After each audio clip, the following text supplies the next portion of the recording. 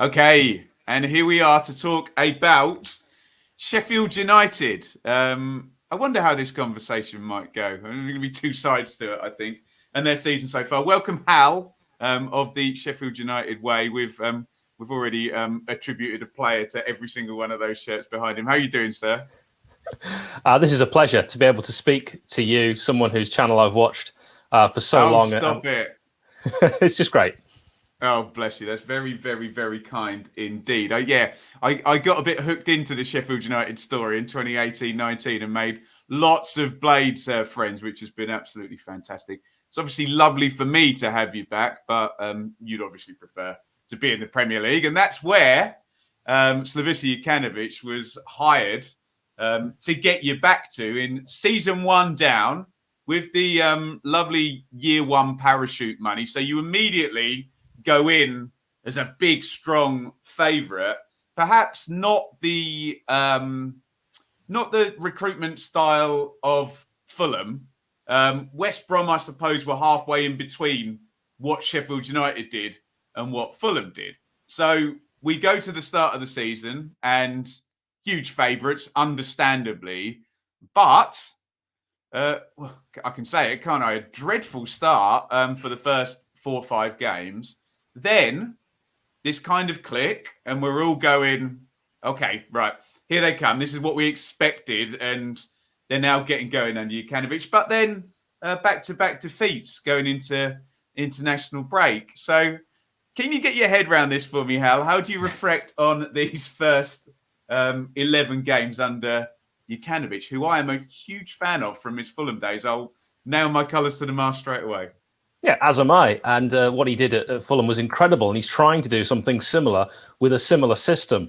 But as you know, Sheffield United played that 3-5-2 for so many years. And it's completely ingrained throughout the club. We're talking right down to like the under-13s. They all play that same system because that is what Wilder played. And we didn't really ever change that. Sometimes in game, we would maybe change it if things were going horribly wrong.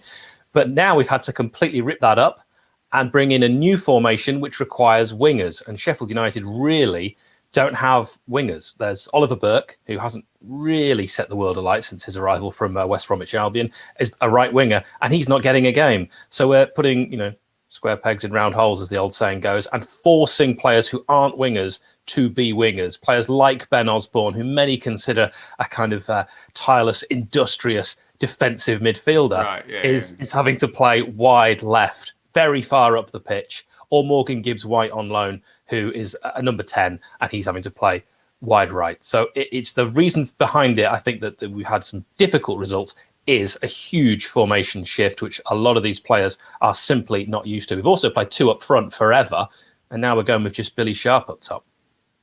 Yeah, Billy Sharp seems to have sort of converted to that role fairly well, doesn't he? And his assist numbers and bringing other people in. I know if you told me that's how you'd use Billy Sharp, I'd be like, no, that's not how you use Billy Sharp. Get him in the box on the end of stuff, and he'll score it. But tell me this then, Hal. Given what you've said, and given the quality of player that you have at Bramall Lane, and really the quality of the manager that we think you've got on the basis of past evidence, does the squad click to this new strategy, or do we get to January and maybe the type of players you're talking about, maybe facilitated by some high value asset perhaps going out, come in? How do you see it playing out in terms of, or does Jokanovic have to bend to the will of the current squad just in sort of short term fashion? Well, the club did try to bring in wingers during the previous transfer window. I think we all expected Sander. Now, the surname of Sander Berger is different for everyone. So you can either say Sander Berger, Sanderberg, or Sanderberge. I'll just call him Sander. Everyone expected you call him what you like now. Everyone expected Sander to leave, realistically, for big money. And that money was going to be quite rightly redistributed for... Yeah, we all did. For wingers to be brought in. Wingers we went after. Wingers we failed to get. We went for 3 wingers on that sort of deadline day. And for whatever, I mean, we're talking ridiculous reasons. work permit reasons that we didn't see coming, one player not having a printer, things you could not make up. And we didn't get any of them across the line. So we may go back in for them if Slaviša Jokanovic is going to consider this is the formation for the rest of the season. And I feel like he might be going that way. For people that play their own sort of football management games, I think everyone does it the same way. You pick a formation to suit the players you have. You don't try necessarily go, right, this is my formation, I use it everywhere, you're all going to have to fit into this. I personally don't think that makes a lot of sense. And we do not have the bodies at the moment in the squad to make this formation work. As I think has been proven, you said we had a little bit of a rise in form. We did, but realistically, we were playing teams that I think are going to be down there fighting for relegation, and we weren't convincing in any of them, really. I mean, even that whole game where you look at it on paper and you say we won 3-1, they could have been back into that game quite easily with a goal that was Tyler Smith, our former player, scored. It could easily have been 3-2. It was a very dubious offside. And then we're hanging, biting fingernails, for the final few minutes. And Peterborough game, even at half-time, we weren't winning that one. We ended up absolutely smashing them. But that was the one game where I thought, right, this is all clicked. But one in the season so far, it's not enough. Interesting. And all I was thinking when you said about players to fit formation as opposed to formation to fit players is you would have to have some confidence that you were going to be having a second and third season to take the approach of this is my philosophy, I will take my time to get this, as opposed to right, you've got to get up in the first season, which you would think would be more like, right, who have I got? Can I win some games? Like Watford managed to do basically in the second half of last season. Just, right, what have we got? Let's get over the line. Home record, good defence, and away we go. Which players have sort of stood out for you so far? If you can put your finger on one, perhaps. Wow, it's such a hard question. It's not the players that we expected. I think going into this season, off a terrible pre-season where we only really had sort of two proper games, we played a different formation in both of them, we'd probably have all have said that our main area of strength is our defence, particularly John Egan. But actually, John Egan hasn't been quite the John Egan of old. He's still fantastic. So I'm actually going to pick the man we've already mentioned. And that is because at his age, was he now 35, Billy Sharp is reinventing himself and actually looks like a Billy Sharp that's 25. If anything, he's a more accomplished technical player now. His work rate is tremendous. He gives so much for the team. I would say Billy Sharp has been the one that perhaps surprised all of us. We didn't even expect him to get this many minutes because he didn't last season or the season before. But he's doing really well up there. He looks a little bit fatigued as we're recording this and the past couple of games. But the fact that he's still scoring and creating for others is fantastic to see for a boyhood blade.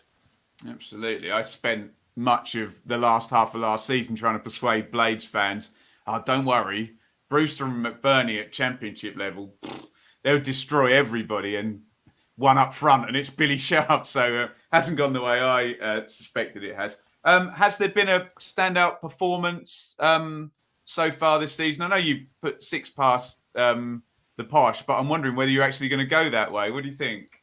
I can't really pick another game because we did put 6 past the team, and that has to be a standout, surely, in a season that hasn't gone the way we'd have wanted. I mean, realistically, we expected to beat Peterborough at home. Of course we did. We've gone down from the Premier League. They've come up. So anyone who, even if they didn't really know football, would predict a home win in that game. It didn't really go the way we all thought it was going to go, particularly that first half. But in the second half, we turned on the style and looked very good. That was a kind of, second half-wise, a very accomplished performance. I left that game absolutely buzzing. I was so like, here we are. It's all clicking. We could beat Real Madrid, but it hasn't really come to fruition since then. I mean, we actually played quite well in spells against Bournemouth in our last away game, but really did not get the rub of the green. So if we'd won that game, I'd probably have picked that one, but we didn't. So obviously I can't. Absolutely.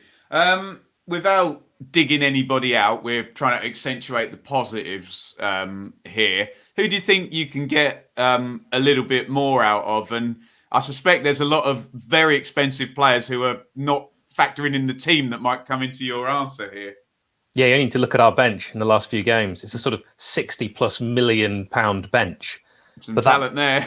Well, maybe it says more about the previous manager's recruitment that actually we overspent on players who perhaps weren't worthy of those transfer fees. I'm not someone who actually likes to be particularly negative and pick on players, absolutely same as you.